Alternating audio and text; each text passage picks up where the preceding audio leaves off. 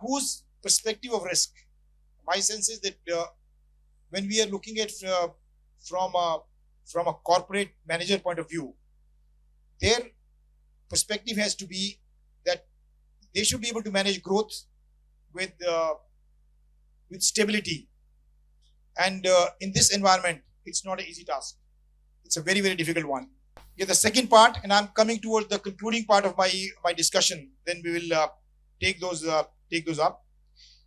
The most important variable here is interest rates. Look at the universe.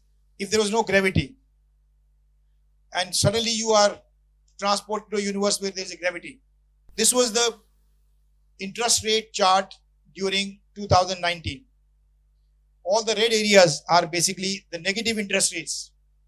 We haven't heard, we haven't seen, we haven't experienced. This was 2019 chart. That means that you pay the bank money to keep the money in the bank. Okay.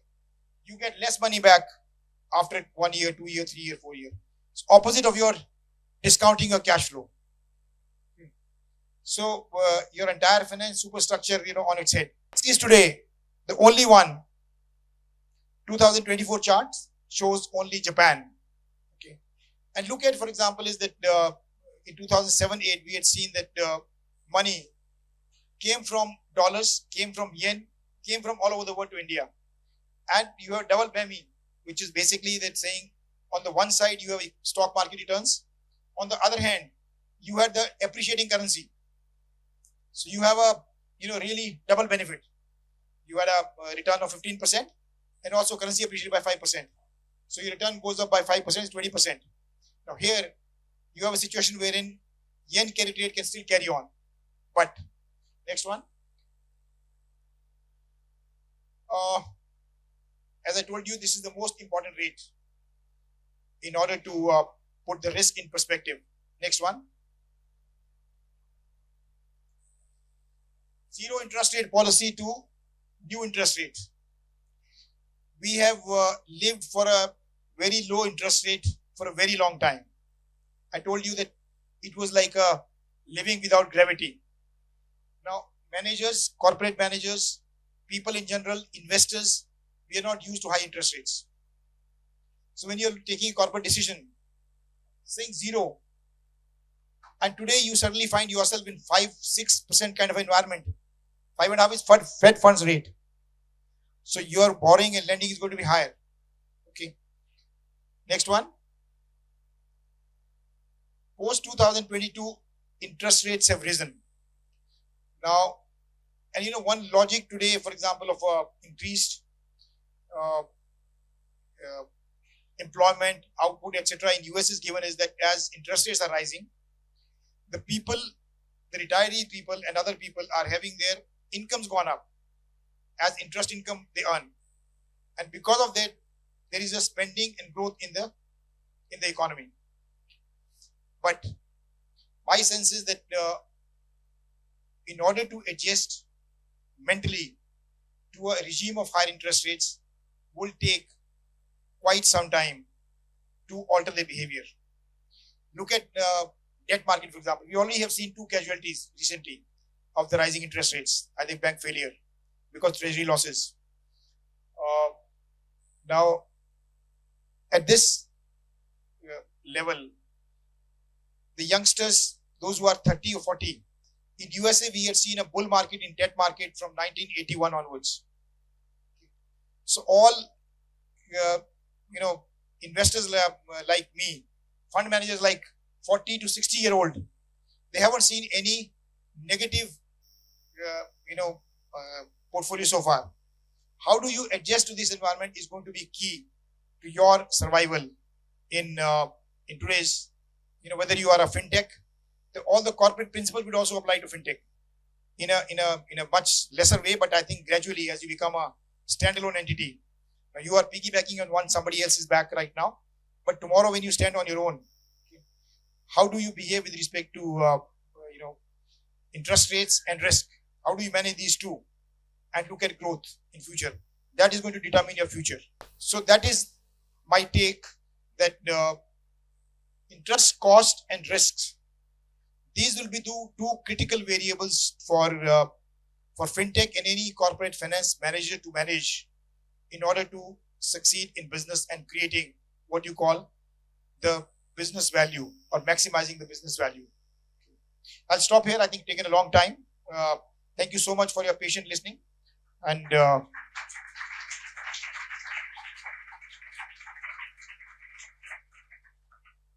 if there are any questions, I can take that. Good afternoon, sir. Good afternoon. So, like you were talking about Paytm, how it faced ban, temporary ban by RBI, and now it is collaborating with Axis Bank. Only today morning, my Paytm ID was changed from @Paytm to @Axis Bank. So, will it able to succeed in future, maintaining all the regulatory security and other things? Well, collaboration is only to ensure that the banking wallet which was stopped by the regulator.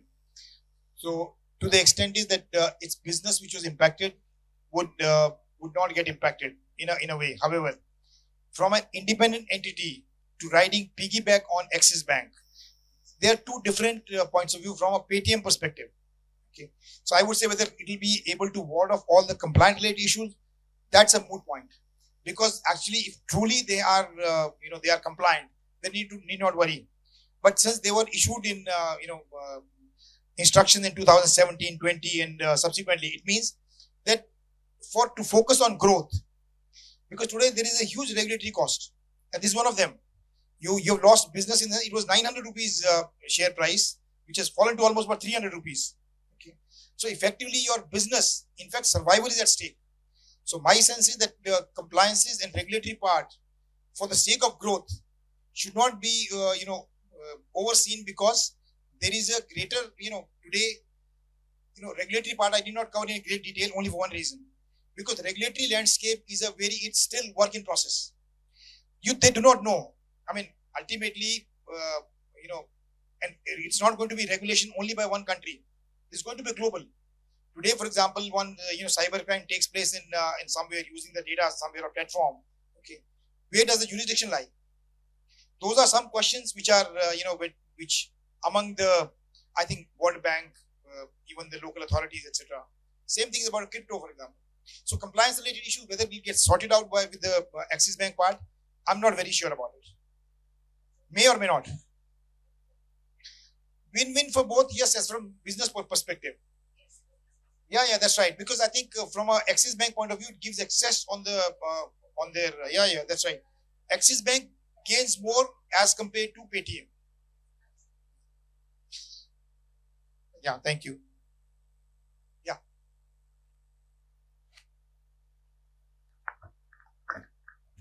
Good afternoon, sir. Sir, as the economy is going to the fintech era, as you are already aware, sir, can you please give us the brief about what are neobanks? And also, Paytm has also termed as the neobanks. Neobanks. See, neobanks is a concept which basically offer digitized services. They don't have physical spaces technically. Okay, so I think neobanks as of now, I don't think there is any licenses given so far. To me, it seems is that in India, RBI is still working on the framework to issue licenses to new banks. Effectively, how will they it will play out? As long as it stays only within the framework of saying digital payments and digital lending, then they're not adding anything new technically, because Bharti Airtel, Geo Financial, or all the IT companies would be providing those services that they have a significant database also with them of their own. So neobank, we need to actually know the contours of when the licenses are issued. But as of now, they may be using the existing banks, their infrastructure, to ride on piggyback on their infrastructure backend, okay, and show the face as saying we are the new bank. But they are using the infrastructure or the ecosystem of the existing banking system. So it will be some time before new banks are on their own, at least in India. So,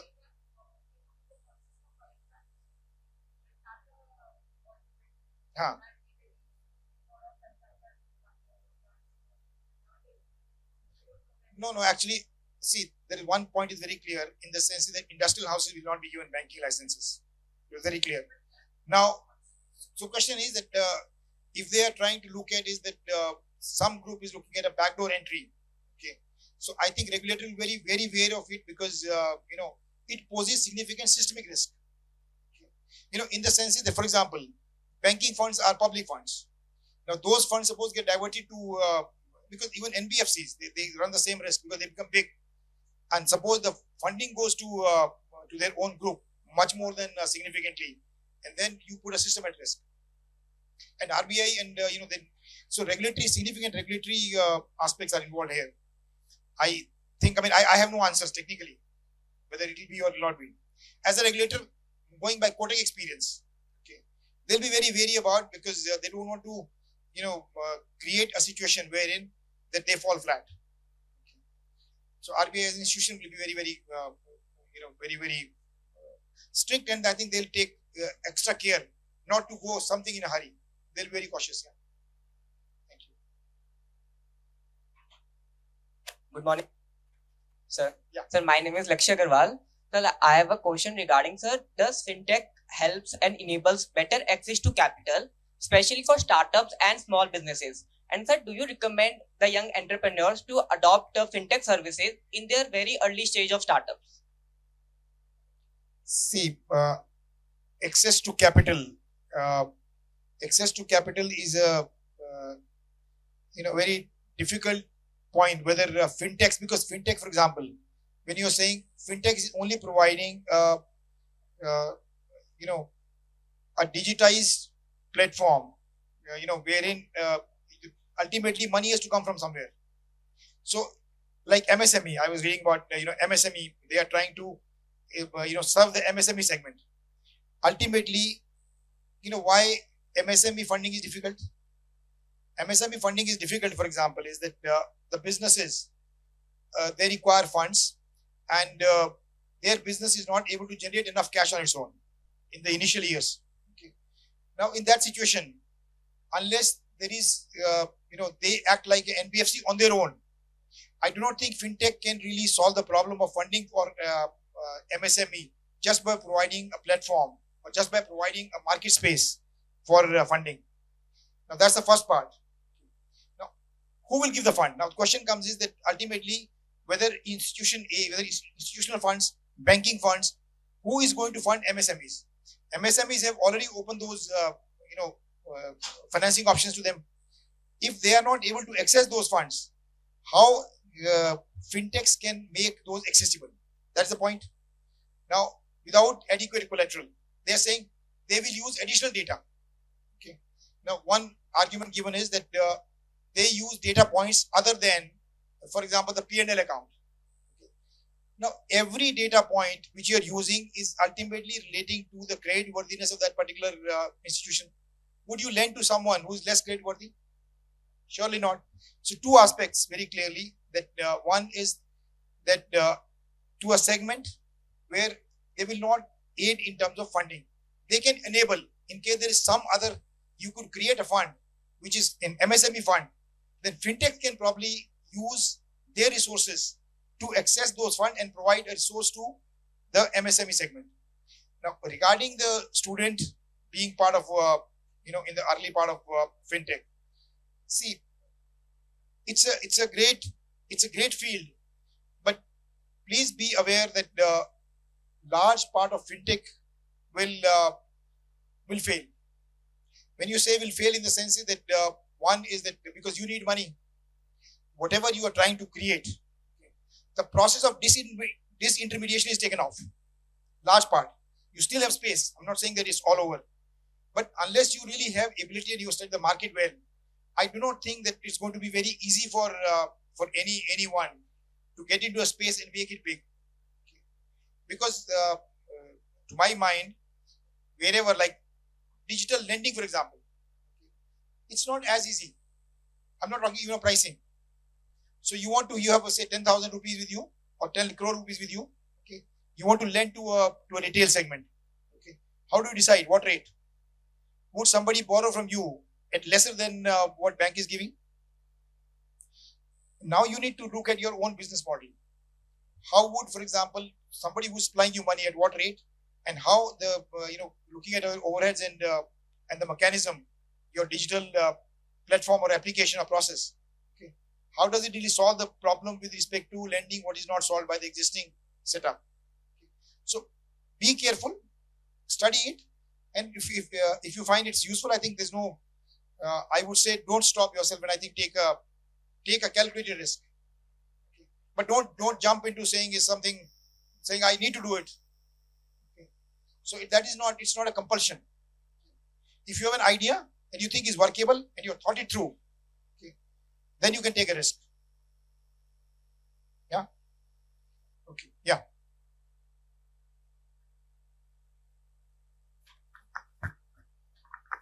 Good afternoon, sir. Hi. Here. So, do you think the traditional banks will eventually replace the fintech companies, or they will coexist in the financial ecosystem? As it seems that I mentioned also is that neither banks nor fintechs, they will go away. So they will coexist, and each one. I mean, today, for example, my sense is that some fintechs will grow and become big. Take, for example, intermediation business. Zerodha, grow. Okay. Few people have become large. They have, say, million accounts. They have opened, there is a reasonable size revenue. And some others will also exist. So traditional brokerages, with discount brokerages, with these online players will coexist. Now, banking to the extent is that whatever business is taken away by these fintechs, banks will try to protect their turf, at least the private banks and more nimble ones. But to me, it seems that because some part of financing business is done better by fintechs, so I think efficiency ultimately, both in terms of raising money and in terms of delivering those finances, will actually decide that which part of fintech and which part of banking will sustain. Okay, so that's going to be a game of extreme competition, and the customer will be the beneficiary. That's my assessment on that. Yeah, thank you.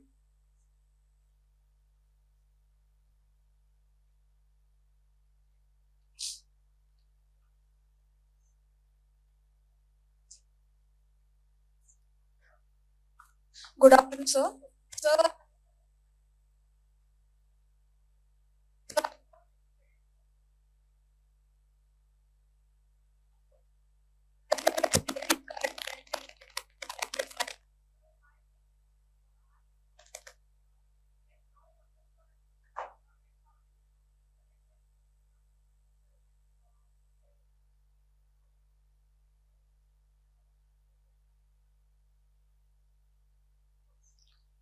See, 10 years in today's time, today's uncertainty is extremely high. To say that 10 years, if I can say that I will know what 10 years later will be, I will not be able to make that assessment. However, I would say that going by the developments of previous few years, if one is to project as to what is likely to happen, my sense is that efficiency at the level of banking and fintech both has to move up higher. Survival is going to be the name of the game. How regulatory landscape across the globe focuses, like for example, users will be far more conscious about, say, issues like data privacy, okay, which I mentioned. Okay. If suppose cyber crime, cyber frauds, things like that start happening, it'll put the trust deficit which was earlier with the banks. You might see a same situation here. Okay, you have something in the wallet, for example, with a XYZ Z company, and suddenly that fintech it disappears, it loses money, and your money is lost.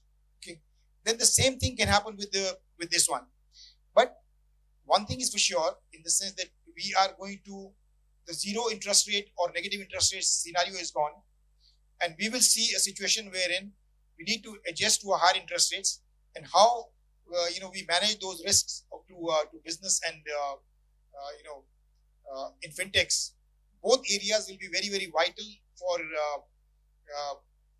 for continued growth and serving the customer.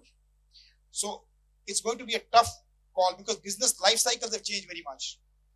So it's a 10 year is a long time, but I'm saying only the efficient and the cost effective service provider, they will succeed. Otherwise, because funding is going to be tough. So today the startup which said will fund you because my interest cost is negative. So even if I don't make money for 3 years, I'm fine. But today my cost is there. So investors, I need to give return. So I can't, in my portfolio, I can't afford to lose money. So it's going to be tougher for funding, and similarly, you can't really keep on testing the ideas. So it's going to be a much more selective areas and efficiency driven. That will be the call.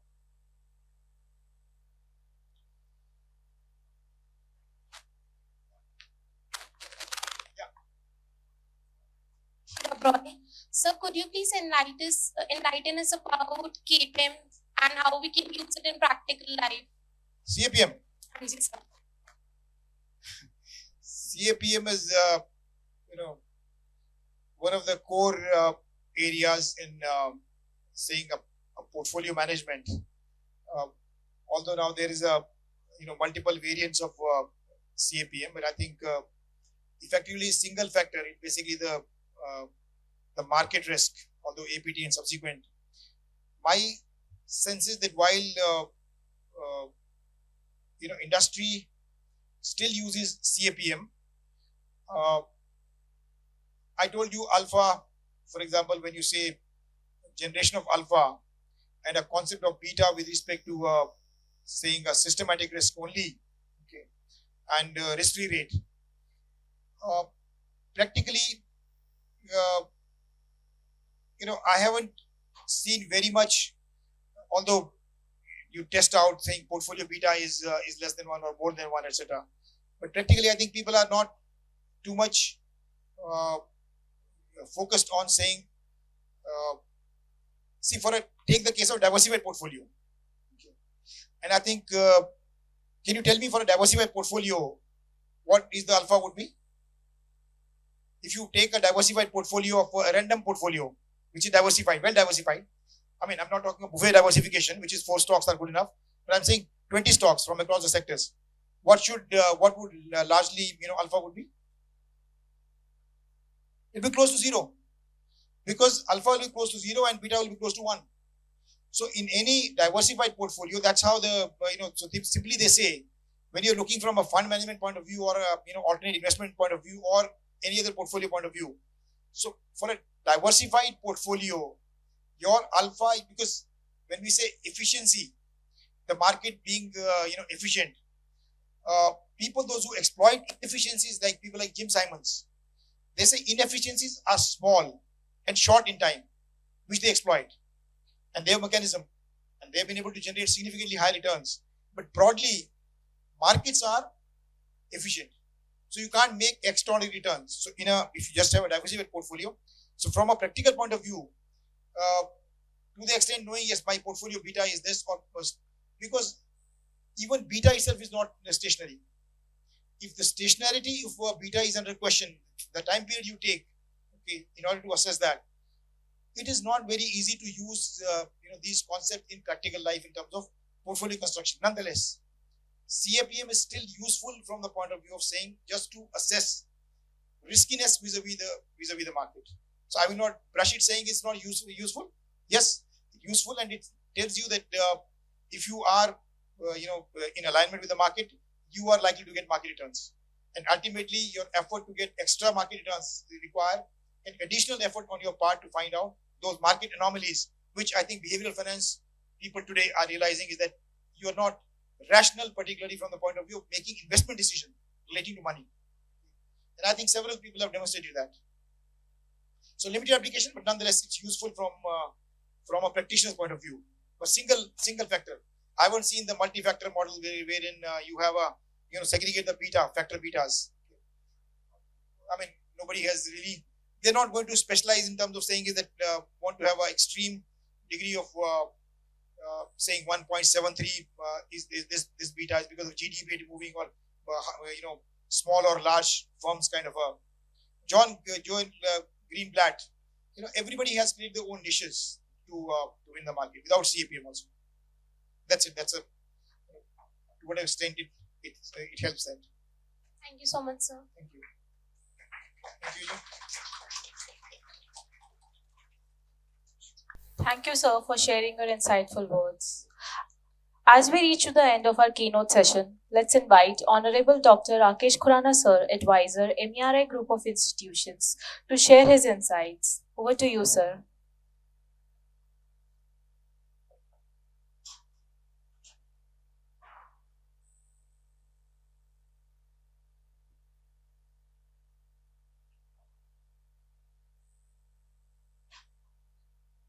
Dr. Ashok Agarwal, faculty friends, students.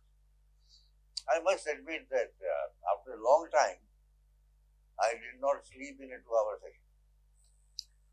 And I was glad to see that the students did not leave, that they were able to sustain, relatively speaking, complex subject. And this is all the complexity which is there about the finance. Nothing much more is there. He has summarized it so well. He himself admitted that he is an acknowledged expert in mutual funds, securities management, and so on, having been the MD and CEO of such companies. But he will try to combine, because we asked him to combine these two subjects. Fintech is the flavor of the month and years, and corporate finance goes on, and it will go on even now, and therefore how these things will vary. It is the kind of perspective he has given that actually younger faculty or older faculty can't give. He is in the middle of it. When he was a student at IIM Ahmedabad, I was a teacher, and I studied finance in the year 1971, coming from electronics engineering, and I thought finance was. But whole life it has gone, and incidentally I was on the board of the same companies, ICICI, then Escorts Investment Trust, which runs the, a lot of people don't know, the mutual funds can't make money. Investment Trust is not a profit-making company. And the manner in which he did, and every manager in that position has to do, is what the regulations are, what the owners want, what is good for the customers, and try to align it. That is the management. And second is that which board member likes what, dosa or rasgullas or parathas or something, and if not he himself, an assistant would make sure that they all get it in the lunch time, so that they go home happy and just sign whatever the minutes are written. So he's good at that also. We actually, in a sense, I did not know much about the finance, but got onto the ICICI Limited as it became a bank, and our board meetings, both at the ICICI and at the Scott Investment Limited, used to be like very good finance seminars. People were so knowledgeable. Actually, I often thought that knowledge of the people who are there in the finance sector is not fully utilized by the industry. Be that as it may, I think he's done a great job. But I would have liked this session to go on for another 2 hours, right? So, on your behalf, can we ask him to come again for 2 more hours? What do you say? Yes or no? Good. With that, I on behalf of all of us, convey our vote of thanks. In NCR and Bombay, etc., it's become like this. You come for a 1-hour session and you spend 4 hours in traveling. That's a solid waste of time. So, good people, we should get them for 2 hours to 4 hours. So that some compensation is there. So next time also, I hope we will be able to do that. We will have a separate session with the faculty this afternoon, where faculty will interact, finance faculty will interact with them. Because it's very difficult to find a combination of somebody who is very good at his job, day job, and then also at the academics. And Dr. Ashok Agarwal is one of them. Thank you very much for coming, sir.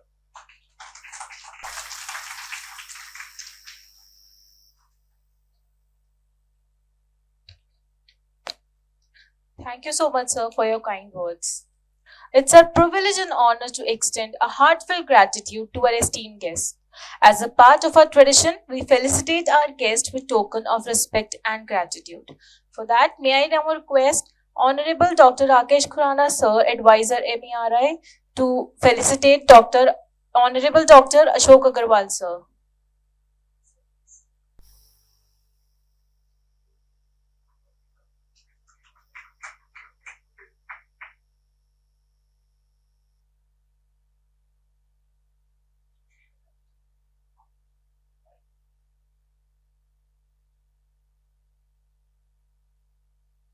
Thank you all. And I can see the vibrancy, the enthusiasm among the students, and that reflects the success of this seminar. We are really honored to have Dr. Ashok Agarwal with us today and taking out time from his busy schedule and making the session so interesting. In the whole journey of this session, there were a lot of things to learn, and it reminded me of my days when I used to teach business environment, and it was something like that only. Right from microeconomics, Baumol theory to ISLM models of Keynesian theory of disequilibrium, everything you have covered so well. And then coming down to AI, IT, and talking about Fintech and their future, all so well covered, and taking the case studies of Enron and all those. And it was like very enthusiastic, sir. Thank you so much. The way you covered it, CAPM, alpha, beta, what they actually mean. Because we read a lot, we teach a lot, but how they are actually evaluated, and how just without doing the calculation, we must know that if a diversified portfolio is there, what alpha will be, what beta would be. If anybody asks me if I am sleeping, I should be able to answer. So that tricks you have given to the students. Thank you so much for articulating it so well. We are really thankful to Professor Dr. Rakesh Khurana sir for making this happen and for arranging this seminar. Thank you so much, sir. You are adding a lot of feathers to MERI, and we are really blessed to have you as our advisor. We are thankful to our Vice President, sir, in his absentia, who agreed to it, as always, standing by our side, making this happen. Thank you, Chandani, for organizing everything. You were marvelous in organizing it. Thank you, Swati, for anchoring so well and guiding Chandani how to go about. Thank you, Shikha ma'am, Ajay Jain sir, Sadanand ji, Sangeeta ma'am, Ishwar sir for escorting and managing everything so well. Thank you, Pooja ma'am, for gracing the occasion. Thank you, Nyogi sir, for being here with us today and gracing the occasion today. Thank you, Sarita, for taking out time even with so many stresses of NAC and everything. Thank you, students, after all. Thank you, Atish, Manu sir, Pooja, Ajay Rawat sir, and all of you to very well organize it, and to the PNs and to the hospitality and housekeeping staff also for these. And this I really thanks, sir, for wonderful fragrance of jasmine and rose flowers. Thank you, sir. Thank you, students. Hope you have enjoyed it. We'll continue with these kind of sessions of speakers of eminence in different areas, but we need your support. If you will attend it with the way you have attended it today, we'll continue with it. So your support is very, very important for anything to continue. Thank you.